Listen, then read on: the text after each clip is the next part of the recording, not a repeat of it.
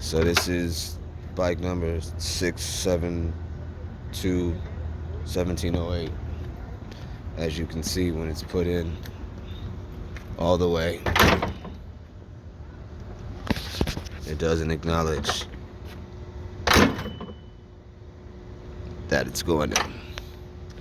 And I'm thinking, I don't know if you can really see it, but it looks like it is a little bit shaved or bent down, right? As you can see, the indentation, it's a little bit of wear. Looks like same thing over here. It's a little bit worn down. And I don't know if that has something to do with it, but that's what the issue is. And again, this is bike 672 1708.